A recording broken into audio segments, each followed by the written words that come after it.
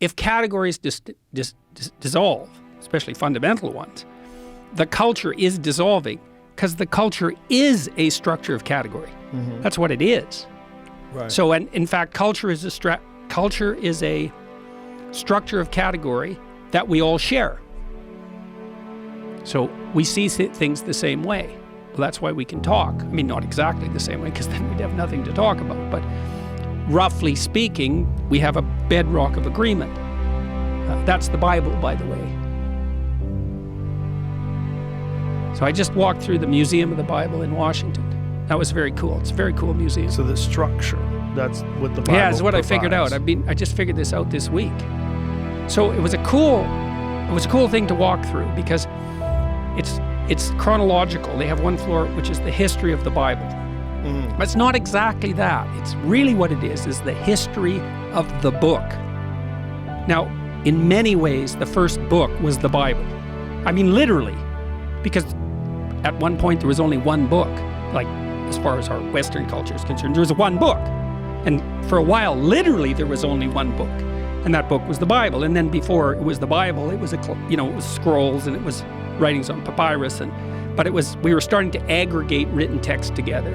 And it went through all sorts of technological transformations, and then it became books that everybody could buy, the book everybody could buy, and the first one of those was the Bible.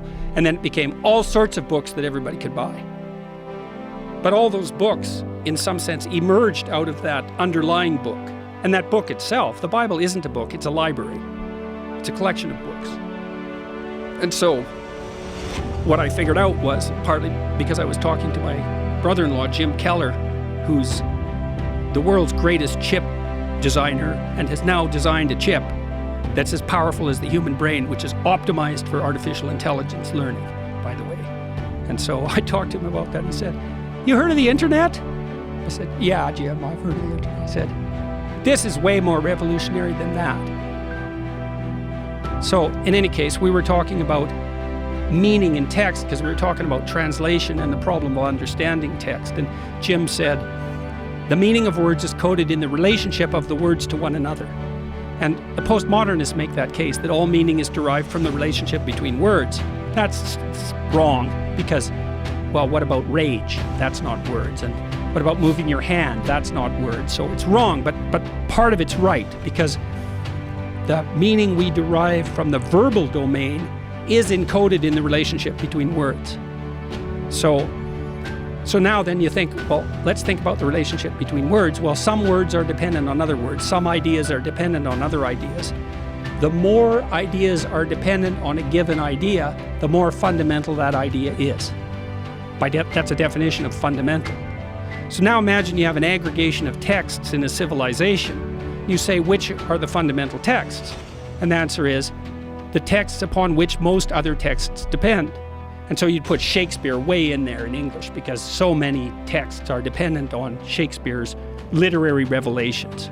And Milton would be in that category, and Dante would be in that category, at least in translation. Fundamental authors, part of the Western canon, not because of the arbitrary dictates of power, but because those texts influenced more other texts. And then you think about that as a hierarchy, okay, with the Bible at its base, which is certainly the case. Now imagine that's the entire corpus of linguistic production, all things considered. Now, how do you understand that? Like, literally, how do you understand that? The answer is, you sample it by reading and listening to stories and listening to people talk. You sample that whole domain. You build a low-resolution representation of that inside you, and then you listen and see through that.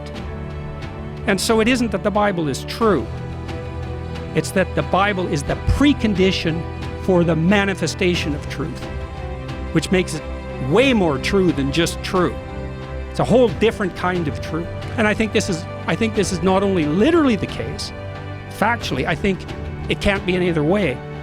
It's the only way we can solve the problem of perception.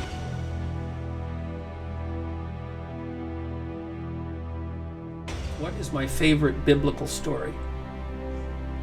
I don't know if I have a favorite. I mean, some of them I've analyzed more than others. I guess maybe that's wrong. Maybe the story that packs the most punch for unit of conceptual effort per unit of conceptual effort is the story of Cain and Abel. That is really quite a story. I mean, it's very, very short, and it's unbelievably punchy. So far, that's the one that's been most remarkably illuminating to me. Now, that's not, it's a tough question, because I could say the same thing about the story of Adam and Eve. I mean, when I understood, gaining some of the insights that I've had into these stories has really been a mind-altering experience. So, for example, when I understood why it is or at least I believe I understood, why it is that in the story of Adam and Eve that human beings accrued the knowledge of good and evil, that they were transformed into moral agents when the scales fell from their eyes and they realized they were naked. That was unbelievably powerful revelation for me. And the revelation was, for those of you who haven't heard me talk about it, that there's no difference between recognizing that you're naked and vulnerable and mortal and that you're going to die, so that you're a vulnerable creature, and being able to take advantage of that vulnerability as it's manifested in yourself and other people. So you cannot be evil without knowledge of your own vulnerability and the vulnerability of others. And you can be evil as soon as you know that, because as soon as you understand that vulnerability, you understand how to exploit it. So animals, for example, predatory animals, don't exploit the vulnerability of their prey. I mean, they kill them, and so in that sense, I suppose it's an exploitation, but they don't take conscious advantage of the prey, knowing what would hurt them as individuals the most. They can't torture, and they certainly can't torture intensely and for long periods of time like human beings can. That requires self-consciousness. And so it's the emergence of self-consciousness that gives people moral agency, because they develop the capacity for evil at that point. And developing the capacity for evil, they also develop the capacity for the opposite, which at minimum is the decision not to be, as Google would put it, not to be any more evil than necessary.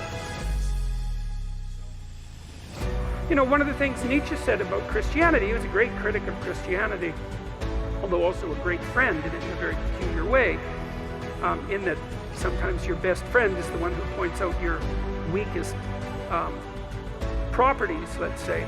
He said, as far as he was concerned, there was only one Christian, and he died on the cross.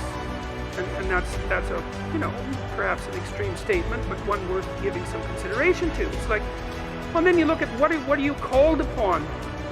Let's say if you're going to proclaim yourself as a believer, you know. And I thought about this a lot as I've gone through the Old Testament. I did a bunch of lectures last year.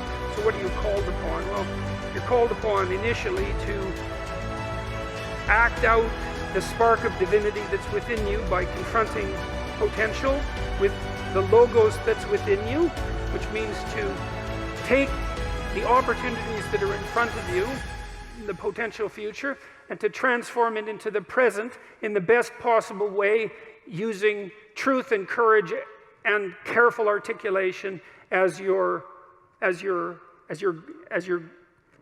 guide.